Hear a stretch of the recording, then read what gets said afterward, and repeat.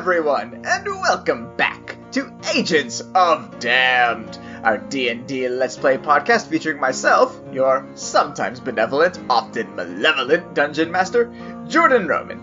And, as always, I am joined by my fellow players. Hi guys, I'm Katie, and I play Safe. Hey guys, I'm Christina, and I play Winterra. And I'm Drew McLean, and I play the good Dr. Arlo Aegon. So, our heroes have had quite a day.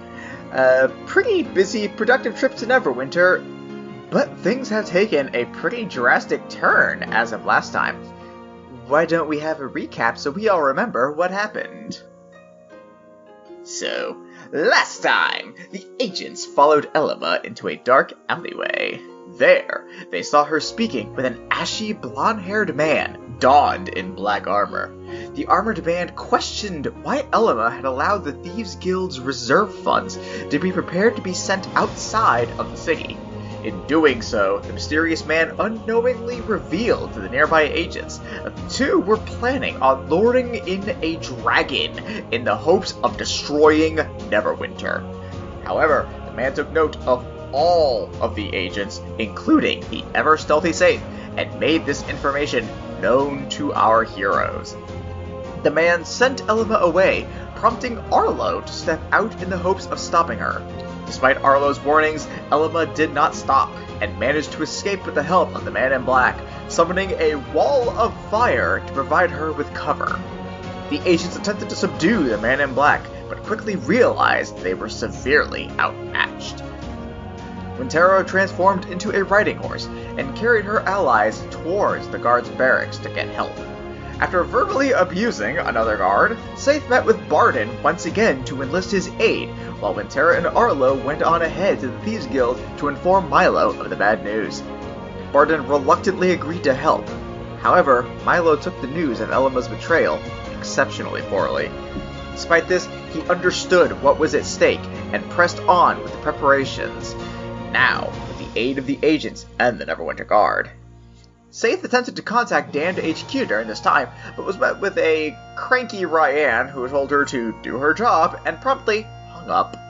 The agents traveled with Milo to the reserve in Thornhold, meeting only minor resistance along the way. Once there, Milo prepared to enter the Stronghold, warning the agents of the various traps that lay within. At that moment, Milo himself was caught in an explosion, and now barely hangs on to life as Barden rushes to his aid. And thus we resume our tale. So, as mentioned, Barden is the first one to react to this almost instantly as Milo hits the ground, just running towards him and falling to his knees at his side. Milo, no! He turns to all of you and his guardsmen and says, I need a medic here, now! Arlo, like fugue state, runs in and snaps into almost EMT action where he's like, alright, I'm gonna need you to come on over here, put pressure on this wound, make sure he's not gonna bleed out.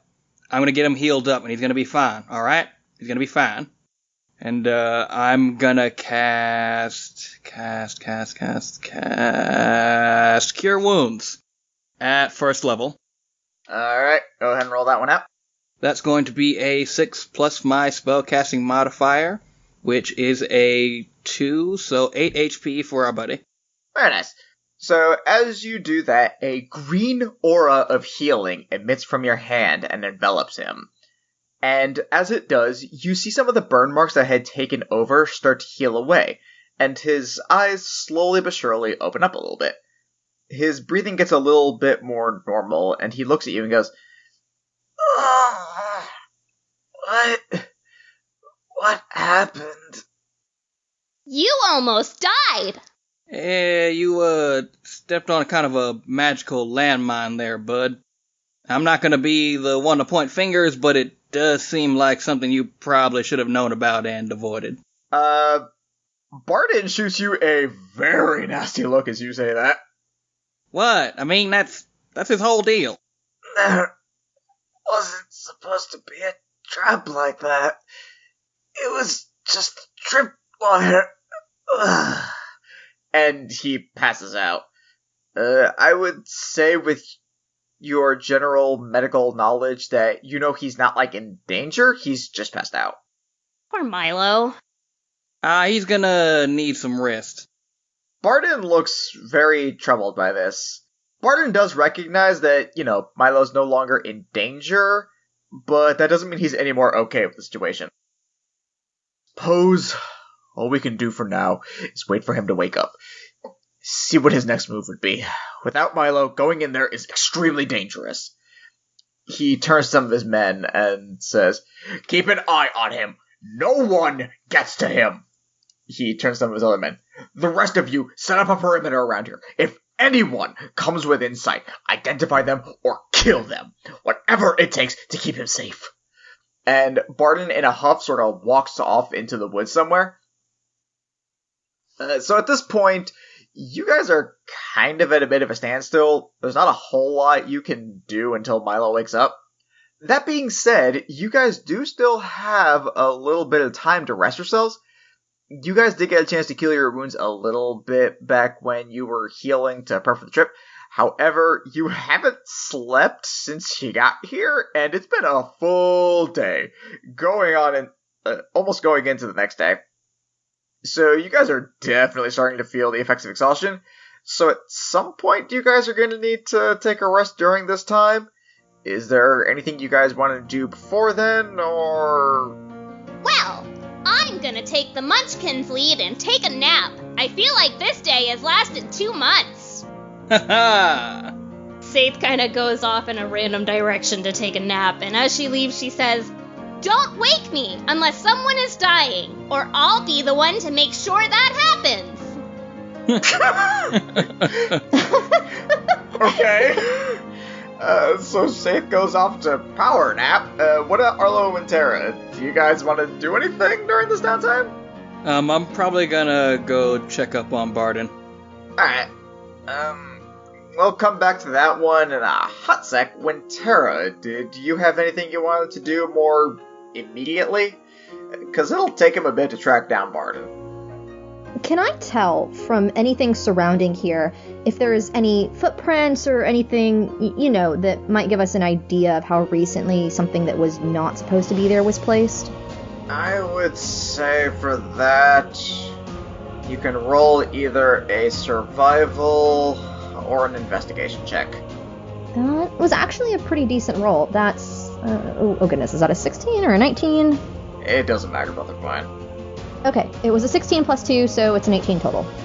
So, despite the tracks of all the soldiers, the wheels on the cart carrying all the gold, etc., there are 2 sets of tracks that seem to be foreign to all of you. One of them, you note, is someone of a smaller frame. Through your experience, someone who's very light on their feet, probably maybe about 5.5 feet tall, somewhere within there. You would have reason to assume this might be Elma, because, she's around that height. And as someone associated with the Thieves Guild, she would probably be somewhat light on her feet. There is another set of tracks, much larger, and seem to be like plate mail tracks almost. Much heavier. For that one, I'm gonna need you to roll like an insight check to try and figure out what that one might be. 10 on the dice, so 14. You have reason to believe this might be your beloved, ashy-haired, black-armored friend's tracks. Gasp! Senor Fuckboy is here! Uh-oh. Oh no. Okay. And does it look like they're old tracks or pretty recent? They look slightly older than yours. One other thing you do note that is a bit odd. Both tracks go in, but the armored set of tracks seems to be going out, which you don't see the tracks you assume to be Elma's also leaving. You only see his leaving. Ruh-roh. That's weird. So Arlo already left, right? Yeah, Arlo's already off looking for him. We'll get to him in a hot sec. Okay. And Saith went off to go take a power nap, so... And she said, don't wake me unless someone's dying, so... I don't think this counts as someone dying. Definitely not. No, Tara's just going to keep this information to herself for now, and she's going to kind of be on lookout, but take a nap herself. She's going to perch up under a tree or something, and just going to do her thing and try to get some sleep. Alrighty then. So now we cut over to Arlo, who followed Bargain as best he could. Bargain did storm off pretty quickly. You weren't quite as quick to follow, just because you did still want to check in on Milo, make sure everything was completely fine before you left him, patient obligation, all that fun stuff. But you do run into him relatively quickly. He didn't go off too far, and he's just leaning against a tree and seems to be trying to collect his thoughts right now, but he has not yet noticed you. Hey there, compadre. I noticed you seem to be having a little bit of a hard time. I wanted to check in on you. Well, you're insightful, if nothing else. I am going to remind you that I did save your best friend's life there, so maybe a little bit less sass. I know. I'm sorry. You're right. I am grateful for that. It's just a lot. Milo's a good guy. He's gone through a lot of things. I didn't think something like this would happen. To know that something might actually come about of this. I was fully ready to write this whole thing off as nothing. But now I'm actually worried. Not just for him, but for the town as well. I can understand how this could be a little bit, I don't want to say frightening for you, but a bit off-putting. What's going on with us right now? What's happening is far outside of the purview of what would be considered your normal, everyday guard activity. And, as prepared as you can try to be, something like this is always going to come out and it's going to blindside you. What I wanted to make sure is that you're going to keep a level head out there. I do appreciate that. And I assure you, I am a bit shaken by this. But that does not mean I'm about to take it easy. I assume, on that note, that you didn't just come to check up on me and make sure everything was hunky-dory. Well, I'll admit I'm a doctor by trade. I'm always making sure that everybody's hunky-dory. But I do have a little bit of an additional purpose here. This, how should I call him? This character in the dark armor, what would be a great name for him? I never got his name. This Fuckboy Supreme, we can call him. This Fuckboy Supreme is coming around trying to destroy your town. Do you have any descriptions matching him? Like, has there been any activity from him before? Like, are we working with a ghost here, or what have you got? The only descriptions I have so far are the vague recollections you gave to my incredibly frightened guard. Past that, I've never heard of this guy.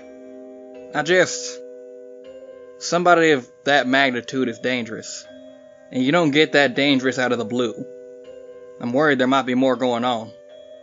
I don't suppose you could tell me a little more about this guy, other than his greasy hair and loser-like disposition. As I said, that's all I have to go off of. I'm not tooting my own horn. I'm not too, on my own steez about this here. But I'm a relatively tough customer. That man almost killed me with 2 hits. That is no small feat. He summoned some manner of spectral glaive in his hand, wielded it one-handed. He's clearly got some powerful magic just kind of flowing through him. Stuff like that you don't just come across. Someone gives it to you. Or you have connections that make it possible. So, what, you think this guy is some kind of a sorcerer, a warlock or something? Something of the sort. But I'd be remiss if I didn't give you that information or entertain the possibility that whoever this guy is, he might not be the end-all, be-all of the whole situation. Right. Well, I'll definitely be sure to get a more apt physical description later. But for now, knowing what we're dealing with definitely does help. I do need you to do one big favor for me. This is already a big ask you guys have had, having me bring a platoon out, but... So I know once we start compiling a profile on this guy, maybe in the public eye, maybe in the papers, there'll be some kind of a name for him. I need you to do everything in your power to make sure that this man is known as Fuckboy Supreme. Like, that would really make me happy. As amusing as that would be, I would like to remind you that wanted posters are typically seen by the general public, including children. Above you, you would just hear, like, a heavily, deeply annoyed sigh. Wait, what? Fuck. Just like... Do you sleep in trees? Are you implying to me that Saith slept in a tree, climbed, not only slept in a tree, but walked off in the same direction that Barton did to find your ideal nap spot?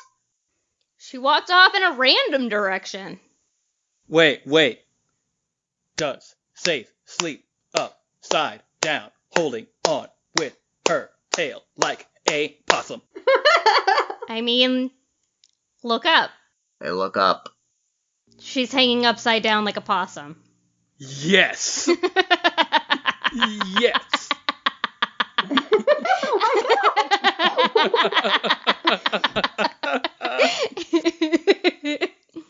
Barton turns to Arlo and says, "What's your read on her?" She seems like somewhere deep, very deep down, that she has a good heart. It's buried under layers of terrifying, murderous intent, but it seems like there's more to her than that. I am awake, I can hear you. I was afraid of that. I'm going to take my leave. And then Arlo very briskly walks away. That's what I thought. Barton does follow you, and as he does, he pulls out his longsword and cuts off the branch that you were sleeping in. Ah! Bitch! Psst. Jackass! My arm slipped. Right. And he heads back for the camp. Ugh.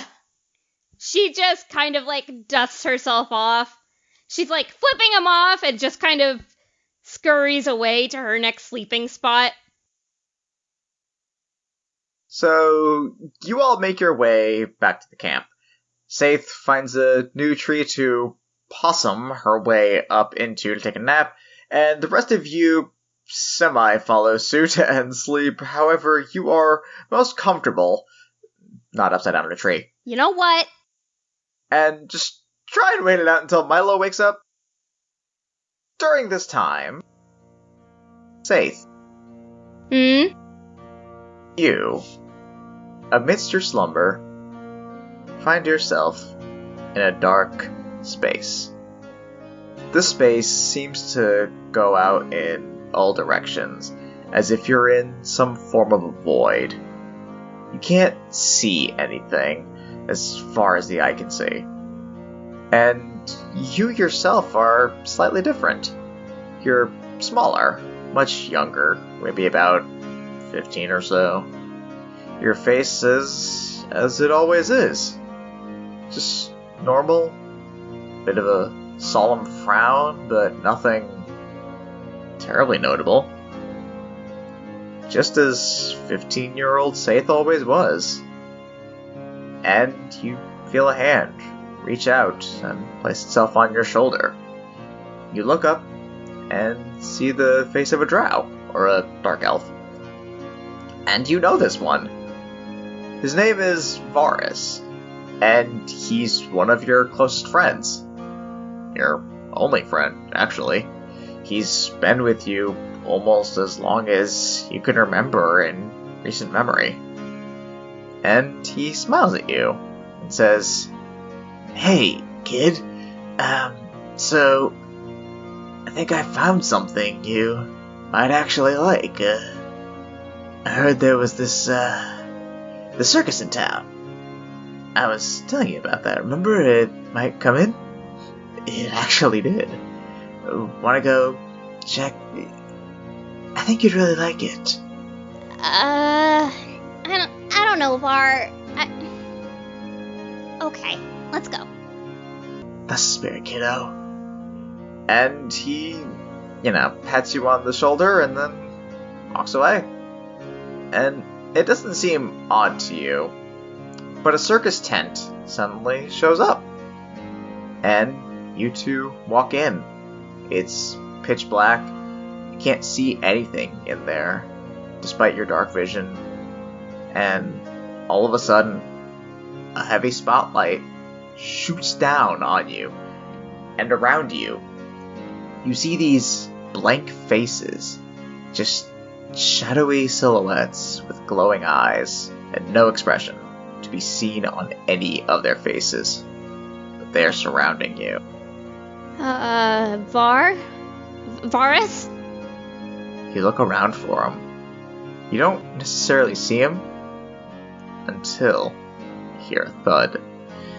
You turn around to where the thud is, and there's Varus on the ground, a dagger in his heart. No! Varus! No, please! Why?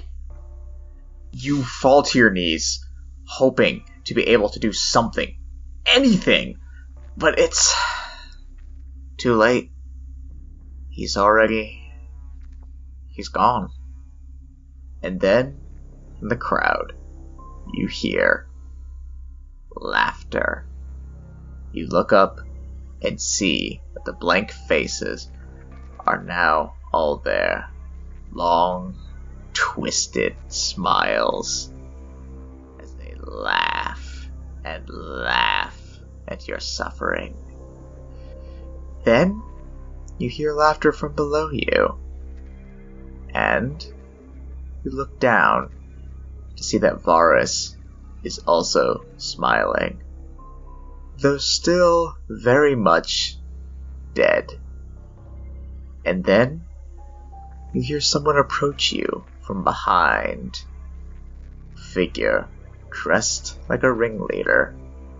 Someone who would take charge of the circus, direct the show. And he walks to you, cane in hand, other hand tipping his hat down, and says, "I hope you like the gift he left you, my dear. He died to give it to you."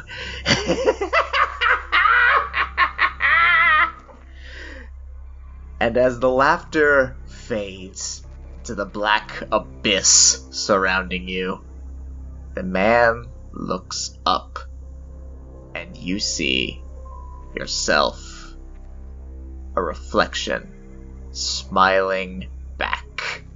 The same twisted smile that surrounds you. And with that, you awaken. Breathing heavily, as you usually do after these dreams, you've had this one almost every day since that fateful night so long ago. And as you have every night after you awaken, you reach up and touch your cheeks, just to see if maybe, this nightmare has finally ended. But alas, as is always the case, you're still smiling. Thanks, I hate it. So, everyone else at this point wakes up of their own accord. Everyone sort of reconvenes over towards Milo in order to see how he's doing. He's a little groggy, but is awake at this point. And as you three approach him, he says, I unfortunately got some bad news, guys. You did a good job on me, Doc, but my leg seems to not really be cooperating right now. Don't worry about us. We have high stats when it comes to finding traps, both magical and physical. We'll handle this without an issue. Right. But before you do, I actually have a favor I need to ask you guys. And Saith, you notice that as he does this, he does a weird sort of scratching mark on his chest. Arlo and Winter, you guys, it just seems like he's, itching at a scratch. But Saith, you recognize this. This is not just some random notion. The specific way he does it is actually a hidden message that you know to be a part of Thieves' Camp. Ooh. It's a little hidden message that means important. Listen. Remember. She nods in acknowledgement. If you guys have the time, you remind me of a story I used to be told a lot while I was growing up, and it helped shape me into who I am. I think it might help you. Even now with all this going on, it's called The Story of the Brothers. It's about a group of triplets. They were abandoned from a young age. They grew up to be thieves and made quite a name for themselves. The legendary trio. They were known all across the 7 kingdoms and founded these lands, but they heard of an even greater treasure beyond that of what the kingdoms could offer. A legendary ancient kingdom that was said to house the greatest treasure of all times. So the brothers talked and decided that they would find this ultimate treasure for themselves. So they traveled. 10 days and 10 nights. They traveled towards this lost kingdom. By some divine stroke of luck, they found it. And there were more treasure, gold, gems you could ever imagine.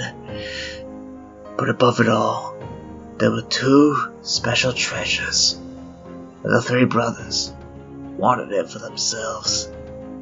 They saw them as the most valuable, but their greed got the better of them. And in the end, they all died, fighting each other over these 2 treasures. And he looks at the 3 of you and says, When I look at you 3, I see the potential in those brothers.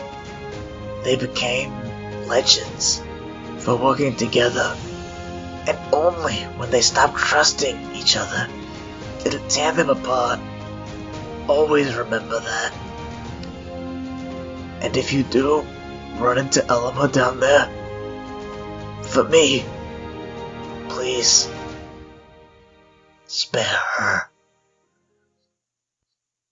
Now, for Arlo and Wintera, as far as you guys are concerned, Milo just gave you guys a rousing tale and tried to give you guys an important life lesson. And Saith, well, you got that as well. You also noted he did that scratching motion 3 other times during that story. Okay, when did he do them? The first time he did it was when he said 7 kingdoms.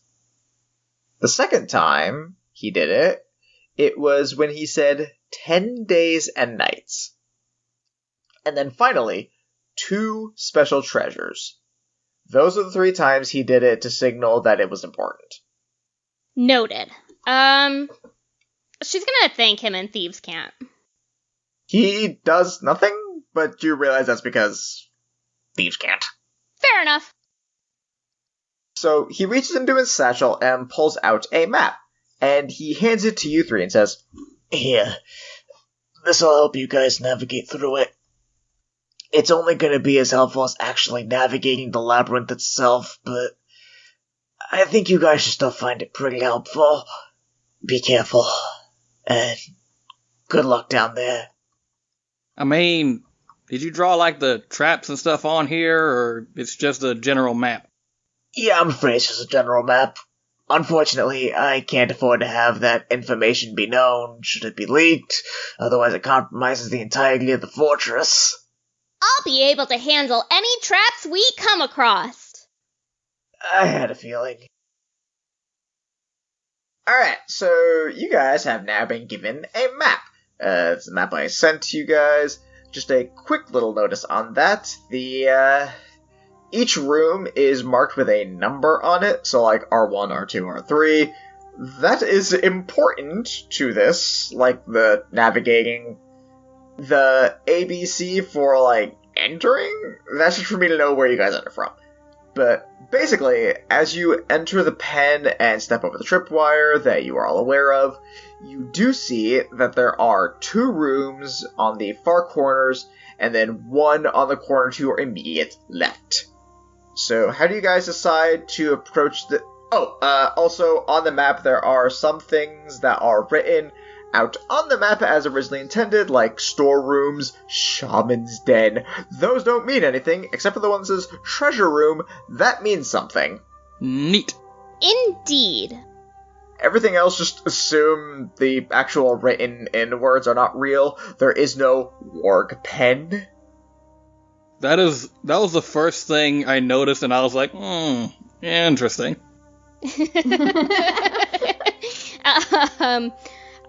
Saith is going to err on the side of caution and take a swift look around the entryways, just checking each one to make sure there are no surprises. No more runes, no physical traps, basically... Like within the open area? Yeah, exactly. I kind of want to just... Yeah, so you see that the only trap in, like, this main area seems to be the one at the main entrance. You also do not spot any signs of tampering that may have led to, like, an arcane trap, like the explosive one that detonated under Milo's feet. Okay, so I'm gonna head towards entryway C. Again, I just kind of want to examine the area, make sure that the entryway is safe. You open the door. Explosion! Exactly! See, I just want to be safe about it. You don't trust me, and I love that.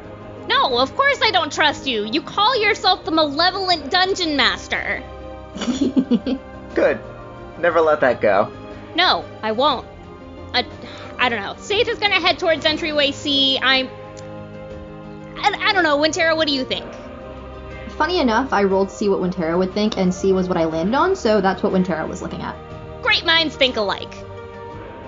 Does Arlo have an objection, or is he cool with C? I think C is good. We'll go with C.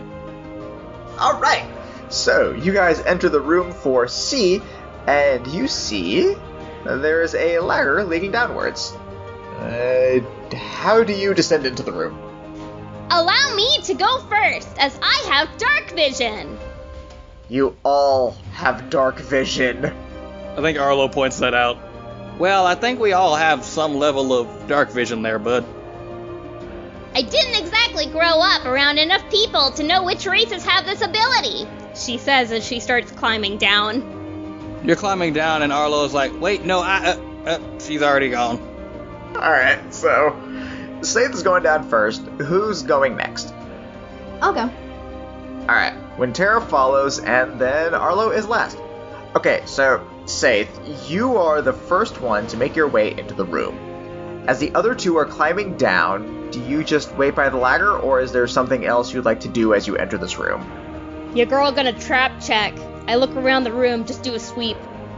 Alright, that's just gonna be a perception check. That's 16? Okay. So, as you look around, you do see that there are a few switches located on the ground. They're pretty well hidden, but you're used to this kind of thing, so you do see them. You are aware of the traps laid about in this area, and can see them, otherwise you don't see anything of note in the den. Wintera and Arlo also make their way down the ladder and join you. Okay, so I'm just gonna point out the switches for them, kind of let them know what their purpose is and what might happen if they're triggered. Just kind of use any knowledge I might have against them. You can't really tell what they're gonna do. You can just tell those are the triggers for the traps. Ah, okay, fair enough. Gotcha. And considering what happened yesterday, I did make sure to prepare a little something special for us to help us get through what is surely going to be a little bit of an arduous ordeal here. Smart! And Arlo casts Detect Magic. Ooh, very nice. Okay, read me the language on that, please. For the duration, you sense the presence of magic within 30 feet of you. If you sense magic in this way, you can use your action to see a faint aura around any visible creature or object in the area that bears magic. And you learned its school of magic, if any.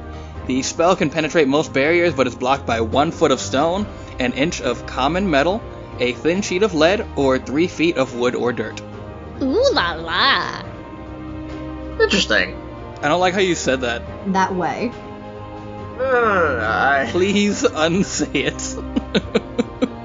Not everything I say is meant to be evil. Again, I am sometimes benevolent. You said that in the most evil, malicious way possible. You said it like, interesting. All the traps are under 3 feet of dirt. Like, yeah.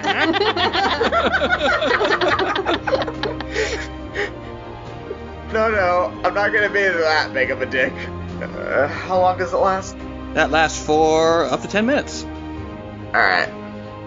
So, from where you're standing, you see that there are 2 ways you could go. There is a straight path to another adjacent room, and then a stairwell that leads down to a different room. From both rooms, you see a faint reddish glow. Red, you know to be evocation magic. Alright, both of these rooms got some magic in them. Looks to be the evocation sort. Which can mean a lot of things, but in my experience it usually means some shit's about to blow up or catch on fire. I'm fire resistant, but you 2 would burn up in an instant. Oh, I don't like that. Yeah, I'd also prefer that not be our whole dealio there. Coin flip? Alright, let's solve this like real D&Ders, and... Understand this way, overtime that way? Yeah, alright, I rolled a 16, so we will go towards R5. Okay. So you guys make your way over to R5. In there, you see that the walls are lined with these dragon statues. And they're sort of just looking down. Arlo, some of them are glowing. Which ones? Just some of them? I don't know. A couple of them are glowing red? Not all, but a few on either side are glowing red. Guys, a couple of these are enchanted, or at least at least magical in some kind of a way. I wonder what the non-glowy ones do. I mean, to me, they're glowing. I can point them out to you, but I would advise not to fiddle with them. Fair enough. Other than the glowing statues, is there anything else weird about this room? Not off just blank asking. If you want to do a roll, maybe? Yeah, I'll roll. 17 plus 4, so 21. Nice. Okay, that'll do it. So, Wintera, you notice something a little bit different. You don't notice the statues, however, you do notice that on the opposite end of each of the statues that Arlo pointed out is another pedestal.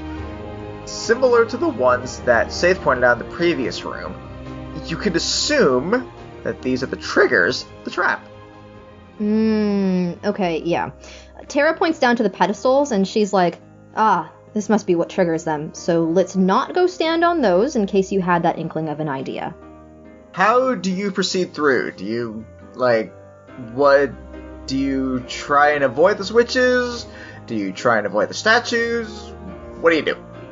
Avoid all the switches. Okay, so, Saith. You work your way through, specifically avoiding all of the switches. And you make it to the other side. Hey. I assume Wintera and Arlo follow suit. Yep. Yep. Okay, Arlo, you do not see any glowing coming from the next room. Alright, guys, this room seems to be generally clear of magical shenanigans.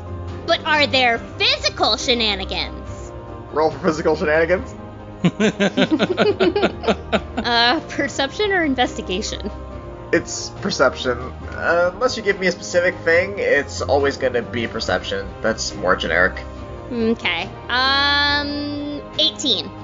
So, as you go in there, you see there's a bunch of chests. 8 in total. You don't see any switches on the ground, you just see the chests. And each of them does have a very specific lock on them. In theory, you might be able to pick the locks on them, but you're not really sure. No locks can stop me. You don't see any immediate sign of, like, switches on the ground or anything like that, though?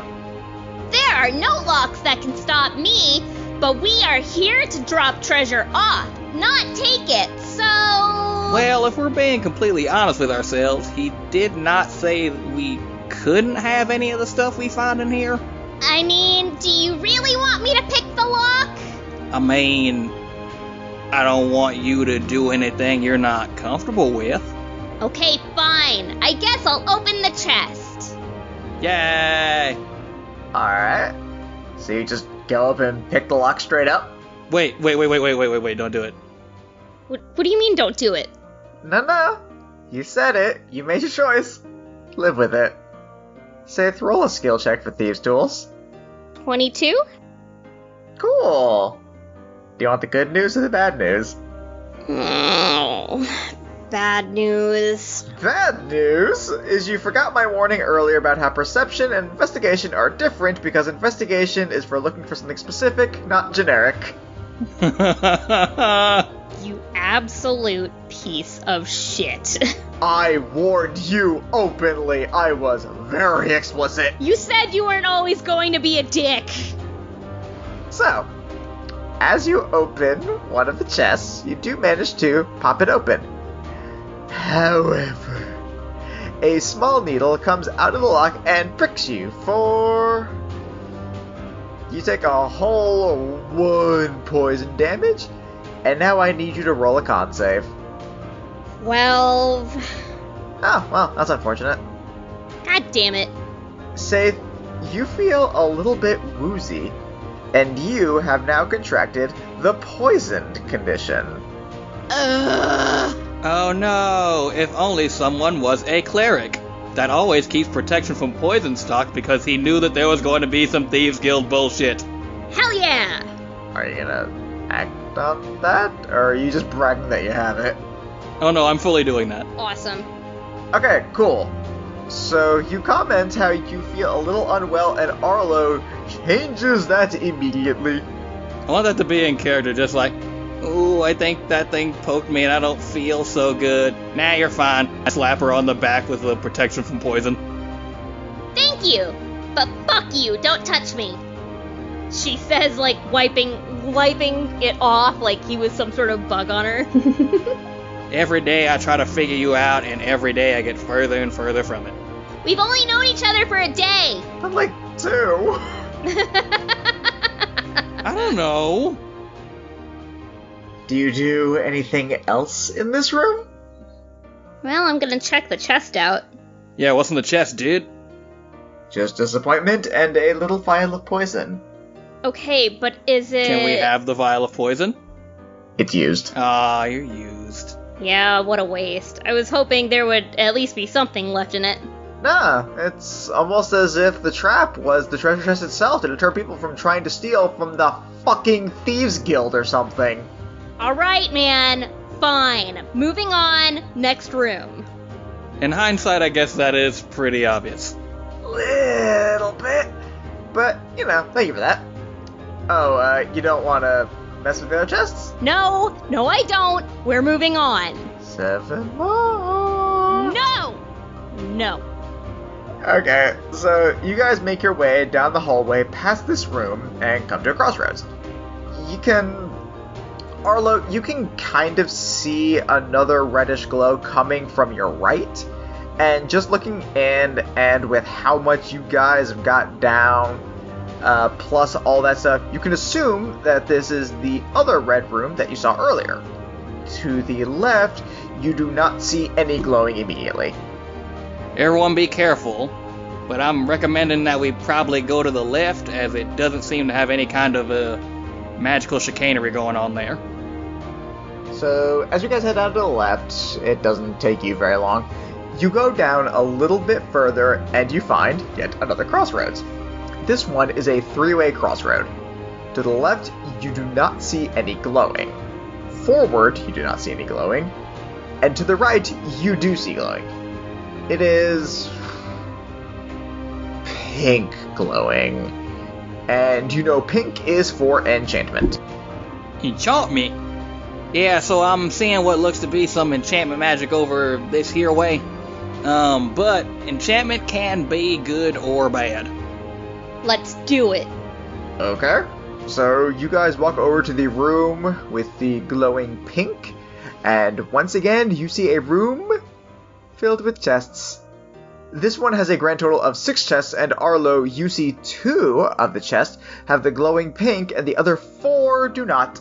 Hashtag nope, nope, So, no! There's also another... I know the last time this didn't go so well, No, we're moving on. but I know 2 of these No, look to be enchanted in some kind no, of way. hell no, no, Arlo, no.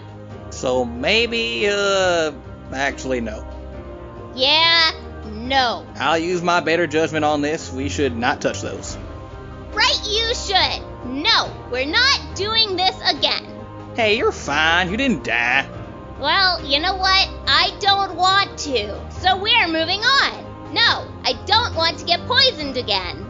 I can't tell if you're, like, upset with me or not because of the whole smiling thing.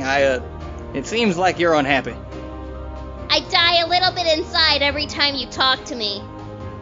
I assume you guys go past this room? Yes, let's go. Okay. So as you head on over to the treasure room, you come across another sort of intersection. You know that to the left is the treasure room. However, there is a large stone door that is covered in runes and does not appear to have any sort of handle or keyhole or anything. Arlo, you see that there is a green glow coming from the room ahead of you, and you know that green is typically for transmutation magic. And then to the room to the right, just across from the treasure room itself, you do not see any glowing. This door isn't going to budge. Maybe there's some sort of clues over here in R9. That seems like a safe bet. Figure we can go check that out at least. Okay. So you guys make your way into the room across from the treasure room, and inside you see what looks like a small library. There's a large bookshelf in there. Past that, it's just various things like a couple tables, chairs, things like that. Nothing terribly crazy. Otherwise, you do not see much of anything. Okay, Faith wants to check the bookcases for anything that might stand out. Okay, roll me investigation. Alright, that's 13 and 4, 17. Okay, how specifically are you trying to investigate? Like, what are you trying to look for specifically in the bookcase so I know how to answer this?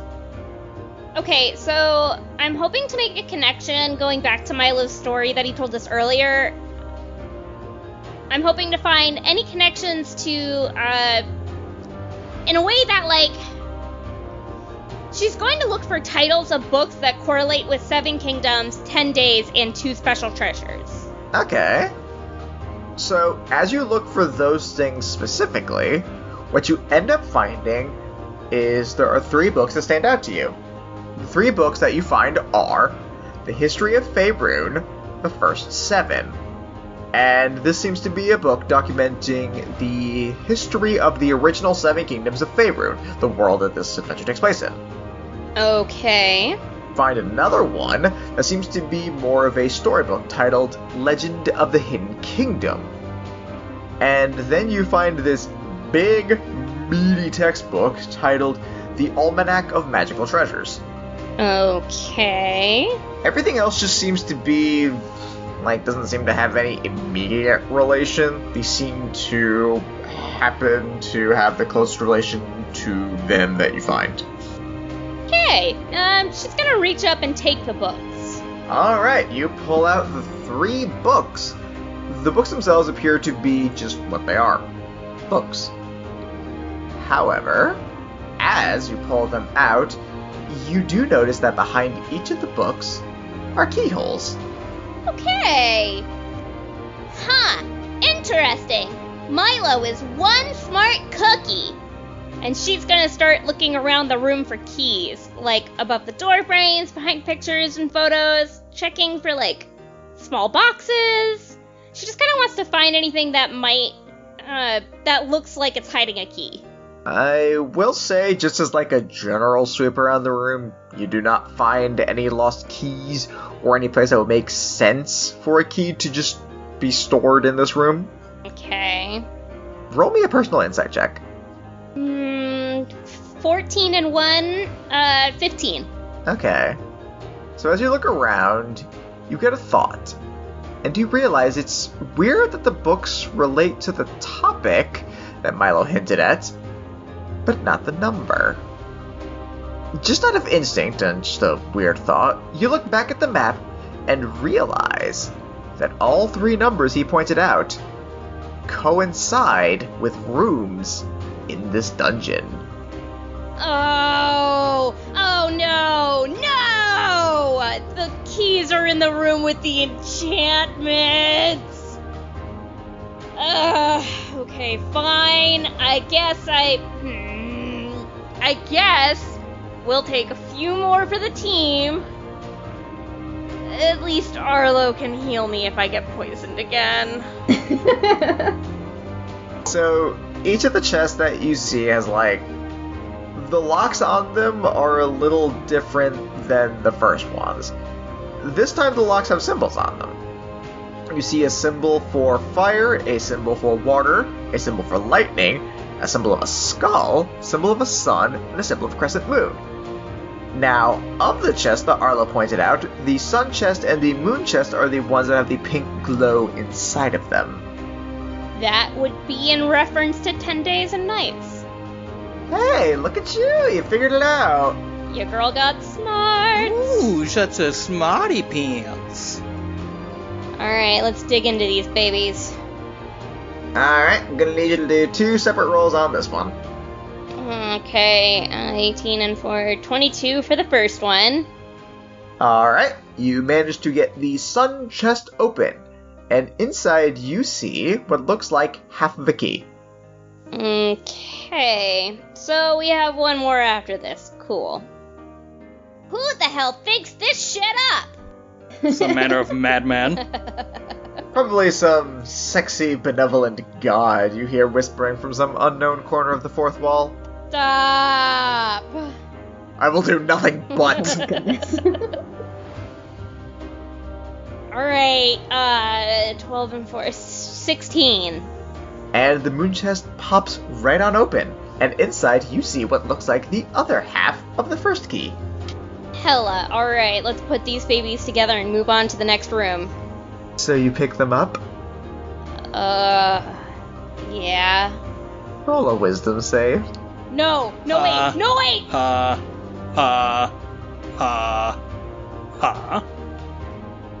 Think about what you say. A wisdom save as you pick them both up and put them together.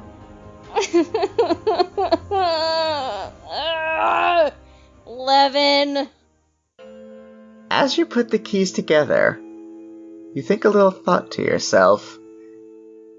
Why am I traveling with these guys? I have my own reasons for joining Damned. I don't need to work with these guys. They're just dead weight.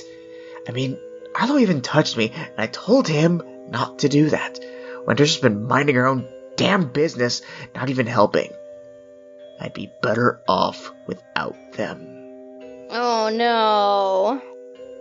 And you draw your crossbow. Oh no. Safe. who would you be more likely to shoot at of your two compatriots? Okay.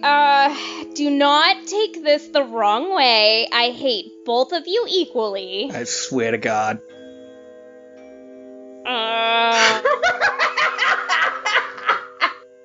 But Faith, as evil-spirited as she is not gonna go for the medics. So, Wintera.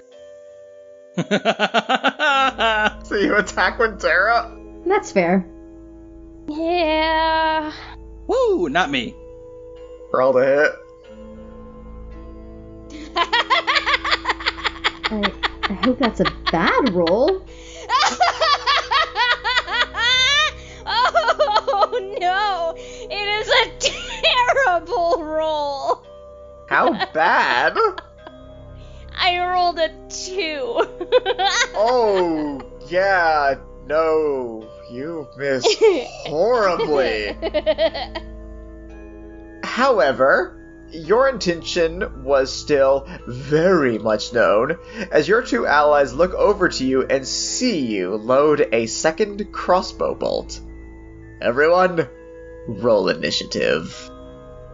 18. I rolled a natural 20. Ooh. Jesus Christ. Well, I rolled a 6, so that's a 9. Oh no. That is super unfortunate. Okay, so... Now, Arlo, you go first. Alright. Here's one thing I will say. Saith is now glowing with pink magic. Ah, I see what's going on here. Don't worry, she's not actually turned evil on us or something. And I was just gonna try and, I guess, punch her in the head or something? Roll the punch.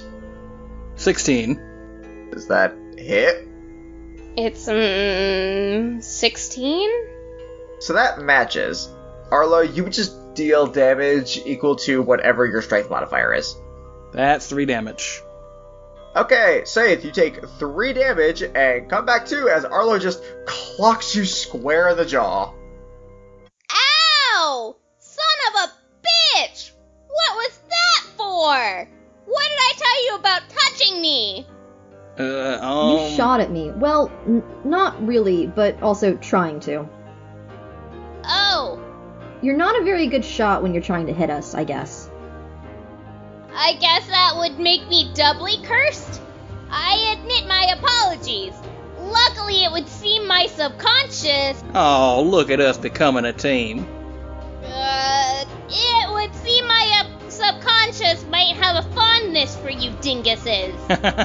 You know, you're not so... No hugging. I see the look in your eyes. No hugging, no touching, no. One of these days, I'm gonna get that group hug. No, you're not. Just you wait. Mark my words. Nope, not happening. Alright, so which room are you heading off towards now? Okay, so it was 10 days and nights, 7 kingdoms, and 2 treasures. You're at 10, and your other objectives are in 2 and 7. Alright, let me take a look at the map real quick. It looks like R7 is closest. So, as you guys head in there, Arlo, you do see the red glow in there. For this one, I'm actually going to say you can see the red glow is coming from the ceiling above. That does present a challenge there. Yeah, so there's something going on with the whole ceiling of this room, it looks like. There isn't... Is the whole ceiling, or is it just a piece of it? It is the whole damn ceiling. Yeah, there's something going on with the whole ceiling, the whole damn ceiling. Okay, I'll look for some triggers. I'll look for some switches. Roll it. Okay, that's a 15. You see all the switches on the ground, so you guys manage to make your way over to R7. As you do, Arlo, you manage to see a few different glows. You see purple, which you know translates into divination. You also see another glow, which would be yellow for enchantment. And then another pink glow. Looks like this room's got magic out the wazoo. Wazoo.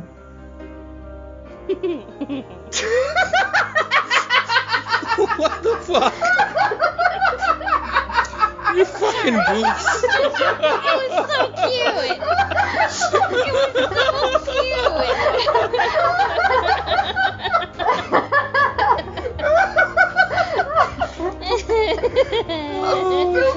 I'm sorry. It was small and I had to. Oh my fuck, I love Don't it! apologize. It was so funny. Okay. Whew. So, as you guys head in there, you notice that you actually come into a small office area. And it looks like there's just a bunch of, like, another small bookshelf. There's a lot of documentation all over the place, a couple of chests lying around. You could assume this is probably where Milo, or whoever happens to be in charge of the run, handles the documentation for the specific run. Like, for any interactions with the storehouse. I'm just gonna say, is there anything that Wintera notices, like, right off the bat about the room? Nothing that I didn't already say that wouldn't involve a perception check. Okay, yeah, I mean... Or investigation, if you want to be more specific. If you're going to do investigation, you're going to need to tell me what you're investigating. I will not let you do it otherwise. Well, you said in the room there's a desk and a couple more bookshelves and just, like, general office equipment. I'm gonna take a look inside the desk and see if there's, like, anything going on in there as far as where someone might keep a key. Like, hidden, like, under the desk or strapped to something weird. You do not see anything like that. However, as you do look about the desk, you do see a letter. It is wax sealed on the back with the symbol of an evergreen tree. And on the front, you see that it is addressed to Milo. Oh, okay. Does the wax look new, or does it look like this has been sitting there for a little bit? It's had time to solidify, but it does have a fresh scent to it. Like, you can tell this is recent. This wax only just had time to set. Hey, Arlo. Is there anything magical about this letter? There is not. I take a look at the letter. There is absolutely not. Okay. Nothing more magical than, the magic of penmanship. Okay, I'm gonna keep the letter and bring it back to Milo when we leave. Safe wants to take another look at the bookshelves in the room and see if there's anything of interest that reminds me of my hint. So, as you look through the bookshelf, yeah, you do find another copy of History of Faerun, the First Seven, one of the books that hit a keyhole in the other office. Okay, I go to pull the book. Oh, wait. No. Wait, pause. Okay. Pause. Argo, is there anything about this book that's going to cause, Are you gonna learn my name? You've been calling me Argo for a while now. It's Arlo, with an L. Arlo, is there anything about this book that's going to curse, poison, or otherwise injure me? Arlo, your detect magic tells you that the pink glow is coming from that book, but it looks like it's coming from inside of the book. Oh yeah, definitely. Okay, is there any way we can remove the curse before we touch it? Well, I guess I'll take one for the team here. I mean, I'm just wanting to come up with an easier way so we don't end up shooting each other. Are we sure the healing one should be doing that? I mean, I don't mind doing it. Exactly. I'm a bear person. I think that's fine. I don't think anybody should be doing it. If there is an easier way to remove the curse before we touch the cursed item, I have a good idea. Okay.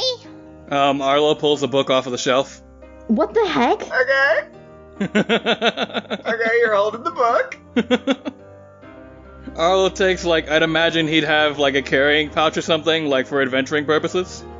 I assume you all do, so yes. He just opens up the pouch and then shakes the book into the pouch. Ah, okay. So, as you do that, the book opens to reveal that it was actually a box in the shape of the book, and the key falls into the bag. Arlo does a dab. You're not as dumb as you look. Very nice. That was clever.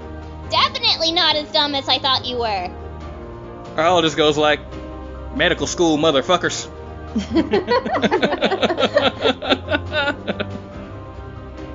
While we're on the topic of your beautiful magic vision, you do notice that 2 of the 3 chests appear to have the aforementioned yellow and purple glows to them.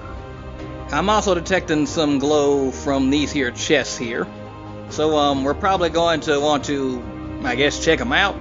I'm guessing this is everything in this room seems to be very much tied to, you know, what we gotta do to get through the rest of this whole Thieves Guild area. Okay, fine. There are 3 chests in total. How many of them are you going to try and open? Arlo identified the leftmost one as yellow, the middle one as purple, and there is no glow coming from the rightmost one. Okay, well, Saith is just gonna go for it. I mean, she's probably not gonna die, right? Right, Arlo? Which one do you try for first? Enchantment? Alright, roll it. 15! It pops open, and inside you see a dagger. Okay, it's not gonna, curse me, is it? I don't know. Is it? Arlo, it's not gonna curse me, is it?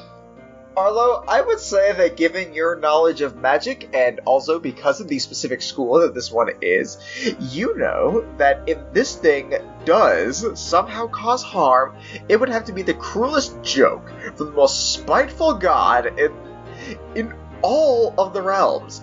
There is no reason why this item should cause harm given the school of magic it is. Alright, well, I guess I'm just gonna pick up the knife. Cool! You've acquired the Dagger of Thieves. So, whenever you roll an attack with this dagger, you can use a bonus action to also roll sleight of hand during that attack and try and steal something off of your attack target.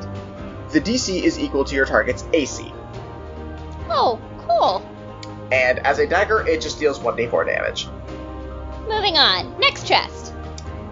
That one also pops open, and inside you see a coin. Alright, I'm just gonna pick it up. I pick up the coin. Alright! This is another pretty powerful magical item that you guys have come across, that I have dubbed the Coin of Absolutes. So, once per day, not long rest, day, you can use this coin to substitute any dice roll that you don't like. If you flip a heads, it becomes a nat 20, or a critical success. If you roll a tails, however, it's a nat 1, or a critical failure. And if you're going to use it, it has to be done before I say what the outcome is. Okay, fair enough. That's pretty cool. I can't wait to use that one. Are you going to do anything with the 3rd chest? I mean, I don't know. The other 2 had cool stuff in them. Do it. Peer pressure, peer pressure, peer pressure. See, this happened before. Saith, I'm going to be uncharacteristically nice on this one, and I will remind you that if you are truly suspect of this chest, you can roll investigation and see if something is up with this particular chest. Okay, I'll roll for investigation. Does 15 work on it?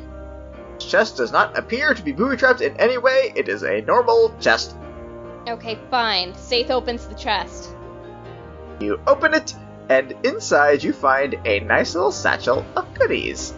Inside you find 3 basic healing potions, 2 vials of antitoxin, and a bag containing 10 good berries.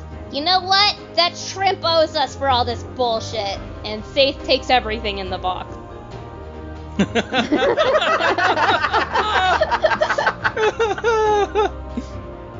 Wintera just cocks an eyebrow at Saith but says nothing. Arlo kind of leans over and he's like, hey, you gonna share with the class there? We'll divvy it up later. What do they even do? Like... They feed you for an entire day and pop you back up to 1 HP. They're like sensu beans. They're shitty sensu beans. Let's not pump them up that much. Alright. Okay, real quick, just for me to clarify, you guys are keeping all of your potions and stuff inside a singular bag, or are you guys going to keep track of your own stuff? I mean, I just have my own bag. Right, I have my stuff in my own bag. Yeah, same. So, by my count, if I am correct, Winterra has 3 potions, Saith has 6, and Arlo has spells. Yep. Just making sure I got that right. Okay, you guys moving on to R2? R2-D2. Alright. So you guys make your way over to R2. You get through R3 with no problem, and as you work your way in there, once again, can you guess what color you see? Is it red? Similar, or pinkish. This appears to be just another sort of a mini storeroom. It's got like crates and barrels and stuff. There's a table with some chairs and stuff on it, and a chest off to the side. And the chest is what contains the big glow. Well, there's definitely something magical in that chest there. Alright, fine, I'll open it. This is the last time. You No, two Saith, really don't need do to it. You brush don't up have to on be your a lock-picking hero. skills. 17. The chest opens to reveal a key inside, and you guessed it, the key is what's glowing pink. Alright, how do you want to go about this? I don't want to touch this thing. I don't plan on it. Anyone have a piece of cloth or something, or some tongs? I have a cloak. Could we use that? How big is this chest? Like, does it look like I could lift it? Not without a strength check. Oh my god. I'm just gonna try lifting the chest and tipping it over, like knocking the key out of it. But it's the key that's cursed, not the chest. Right, I was just saying that I was gonna get the key out of it without having to touch it, like tip the thing over into a bag or something else like that. Okay. Alright. Roll a strength check. Okay. Ooh, that was a 19 on the die, and that's plus 3, so 22. You lift it like a halfling, straight up. Nice. Like a half bear. I was referring to the race, but, sure, we can go with that too. It was just unbearable to watch. Oh. Christ, I will do so many bad things to you if you do not empty the key into someone's fucking bag! Oh my god. You dump it into Saith's bag, and with that, you have all 3 keys! Which route do you take to go back? Looks like the simplest way to go would be through R8 to go past it, it looks like. You'd have to go through it. I know it's confusing on the map. You'd have to go through R8.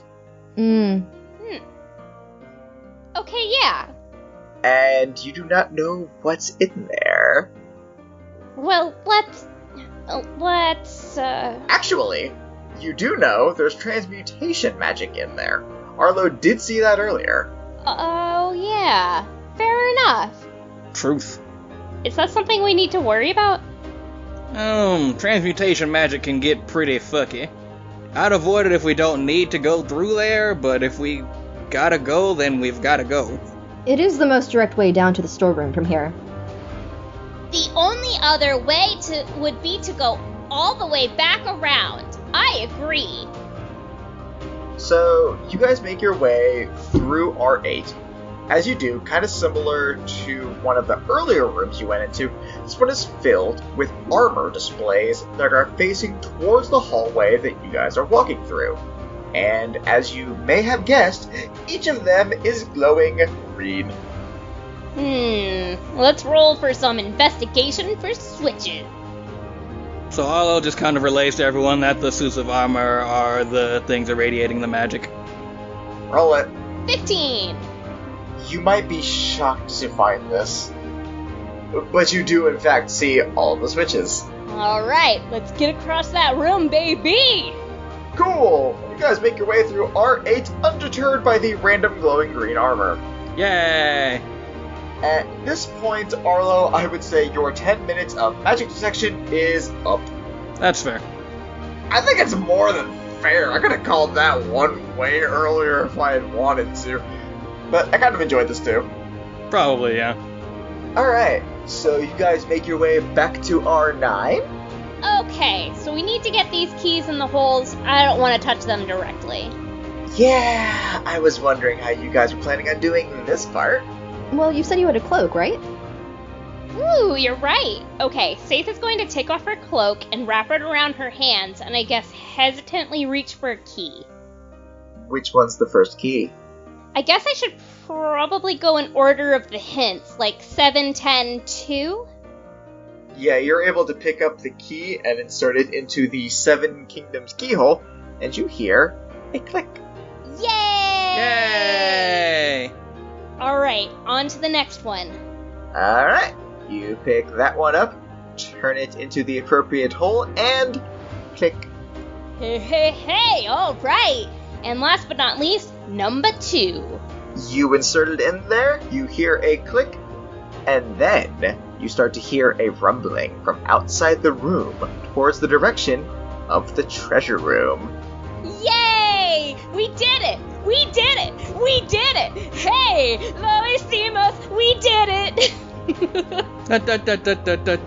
We made it through the dungeon and nobody died. Yay! We did it! We did it! We did it! We did it! Okay!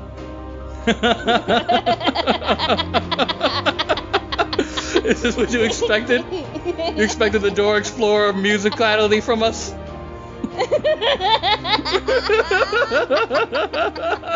I've learned not to expect anything from you guys. Oh, you love us. And I think this is as good a spot as any for us to pause our tale for now. You absolute assholes. Hey guys, thank you all so much for listening. Be sure to listen to the end for a little blooper that didn't make it into the episode proper. We're adding those at the end of each episode as a little something to those who listen until the very end. But before that, we have some plugs and promotions. For anyone in the South Charlotte area, check out Just Cheesecakes by Tina Rose on Facebook. They're a local bakery that specializes in, you guessed it, cheesecakes. They do custom orders and delivery, so it's a quick and easy way to satisfy your sweet tooth. We are also partnered with Black Feather Graphics. They've helped us with the show before, designing our logo and official art used on our social media. They've recently started to specialize in apparel, so check them out at blackfeathergraphics.com. Finally, our own Drew McLean is the fitness genius behind Kinetic Concepts. When he's not reciting the holy scriptures of Bahamut, Drew is a personal trainer that customizes your workout to your own needs. He's helped me get in fighting shape and is also helping my brother to prepare for a marathon. To get yourself in shape, just find Kinetic Concepts on Instagram. If you want to support the show, follow us on Facebook and Instagram at Agents of Damned, and on Twitter at Agents of D. We also have a Patreon at Agents of Damned, where we post episodes a week before their standard release, alongside our after show, Peek Behind the Screen, where we talk about what happened in the episode and what we think will happen next. Until next time, bye!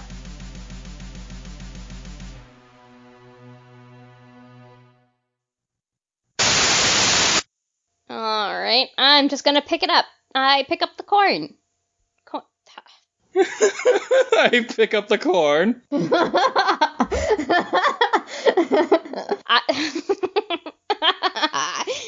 It's delicious and buttery. You're delicious and buttery. Do you also shuck it? Popcorn. Children of the corn. You picked up the corn of absolutes. Now I want popcorn.